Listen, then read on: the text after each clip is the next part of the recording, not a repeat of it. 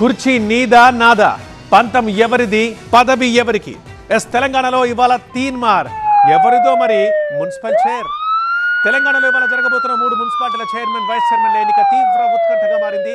అవే ఇబ్రహీంపట్నం, ఖానాపూర్, కేతన్పల్లి మున్సిపాలిటీలు. బలాబలాలు చూస్తే ఒక పార్టీకి అనుకూలంగా ఉంది, కానీ రాజకీయ పరిణామాలు మాత్రం మరొక పార్టీని ఊరిస్తున్నాయి. దీంతో మున్సిపల్ పీఠాలు ఎవరికి దక్కుతాయనేది ఉత్కంఠగా మారుతోంది. అసలు ఈ 3 మున్సిపాలిటీల్లో పరిస్థితి ఎలా ఉంది, ఏం జరగబోతుందో ఒకసారి చూద్దాం. ముందుగా ఇబ్రహీంపట్నంకి వెళ్దాం. ఎన్నికల కమిషన్ ప్రకారం ఇక్కడ ఎవరు ఎన్ని వార్డులు గెలిచారో చూద్దాం. ఇబ్రహీంపట్నంలో మొత్తం 24 వార్డులు ఉన్నాయి. అందులో బీఆర్ఎస్ 13 గెలిచింది, కాంగ్రెస్ 8 గెలిచింది, బీజేపీ 2 గెలిచింది, ఇండిపెండెంట్ 1 గెలిచారు. మ్యాజిక్ ఫిగర్ ఏమో 13గా ఉంది. అందులో బీఆర్ఎస్ ఆ మ్యాజిక్ ఫిగర్ని సాధించేసింది కూడా. అయితే ఇక్కడ చైర్మన్ ఎన్నికలో పెద్ద డ్రామా నడుస్తోంది. ఫిబ్రవరిలో చైర్మన్ ఎన్నిక దాదాపు పూర్తయింది. కాసేపట్లో ప్రకటిస్తారన్న టైంలో కిడ్నాప్ ఆరోపణలు వచ్చాయి, కోర్టు కేసులు వచ్చాయి. 19వ వార్డు బీఆర్ఎస్ సభ్యుడు ఆకుల యాదగిరి ఓటింగ్లో పాల్గొనకుండా చేసేందుకు ప్రయత్నాలు జరిగాయి. తనను బీఆర్ఎస్ కిడ్నాప్ చేసిందని ఆయన కోర్టులో చెప్పడం అనూహ్యం. ఇక మరో వార్డు మెంబర్ తప్పుడు క్యాస్ట్ సర్టిఫికెట్ సమర్పించారనే అంశం కూడా తెరపైకి వచ్చింది. దీంతో అక్కడ కుర్చీ గేమ్ రసవత్రంగా మారింది. ఇక్కడ ప్రస్తుత పొలిటికల్ ఈక్వేషన్స్ ఎలా ఉన్నాయో చూద్దాం. ఇండిపెండెంట్ బీజేపీ మద్దతుతో బీఆర్ఎస్ బలం ఇప్పుడు 15కు చేరింది. 2 వచ్చారు కాబట్టి, ఆల్రెడీ 13 ఉంది కాబట్టి. ఇక కిడ్నాప్ ఆరోపణలు, కోర్టు కేసులతో గత ఎన్నిక వాయిదా పడింది. చైర్మన్ పీఠం కోసం కాంగ్రెస్, బీఆర్ఎస్ వ్యూహాలు రచిస్తున్నాయి. భారీ బందోబస్తు ఏర్పాటు చేశారు పోలీసులు.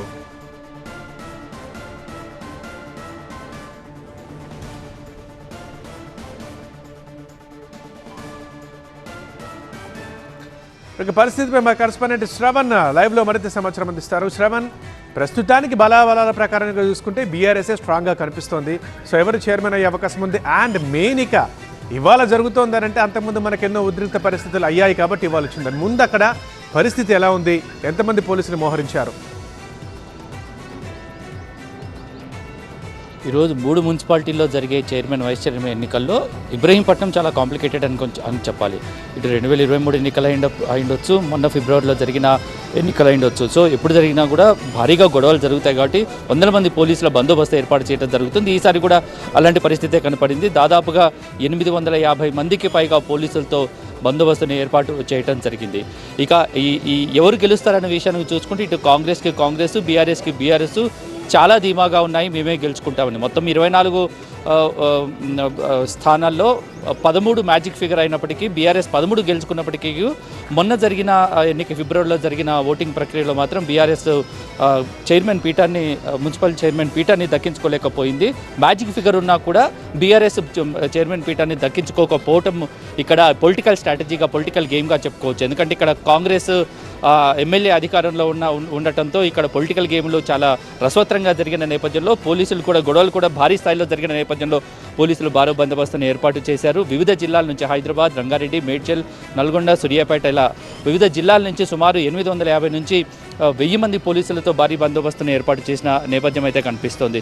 సో గతంలో జరిగిన నేపథ్యంలో కోర్టు గొడవలు కూడా ఉన్నాయి. 19వ వార్డుకు సంబంధించిన ఆకుల యాదగిరిని తనను కిడ్నాప్ చేశారంటూ బీఆర్ఎస్ మాజీ ఎమ్మెల్యే మంచిరెడ్డి కిషన్ రెడ్డిపై కేసు వేసిన నేపథ్యంలో దాంతోపాటుగా కూడా మరో 2 అభ్యర్థులు ఎవరైతే బీఆర్ఎస్ నుంచి చైర్మన్గా పోటీలో ఉన్నారో అతనికి సంబంధించిన సుదర్శన్ రెడ్డికి సంబంధించిన తప్పుడు అఫిడవిట్లు సమర్పించారు, తప్పుడు ఆస్తులు చూపించారనే అంశం మీద కూడా కోర్టులో కేసులు నడుస్తున్నాయి. దాంతోపాటుగా కూడా మరో వార్డు మెంబర్గా గెలిచిన బీఆర్ఎస్ నుంచి గెలిచిన మహిళా అభ్యర్థిపై తప్పుడు క్యాస్ట్ సర్టిఫికేట్ను సమర్పించారన్న నేపథ్యంలో ప్రస్తుతం ఈ కోర్టు కేసుల నేపథ్యంలో ఈ ఎన్నికలను వాయిదా వేయాలని ఇటు పార్టీలు తమ ప్రయోగాలు చేస్తున్న సిచ్యువేషన్ అయితే కనిపిస్తుంది. నిన్న కాకుండా 2 రోజుల క్రితం ఈ రోజు జరగాల్సిన ఎన్నికలను వాయిదా వేయాల్సిందిగా కూడా కోర్టులో పిటిషన్ వేసిన నేపథ్యంలో కోర్టు దాన్ని కొట్టేసిన నేపథ్యంలో ఈరోజు ఇటు కాంగ్రెసా, బీఆర్ఎస్ 2 పార్టీలు మేమే గెలుస్తామని అనుకుంటారు. కానీ బీఆర్ఎస్కి మ్యాజిక్ ఫిగర్ ఉన్నా కూడా కాంగ్రెస్ మేమే గెలుస్తామని చాలా ధీమాగా ఉన్న నేపథ్యంలో క్యాంపు పాలిటిక్స్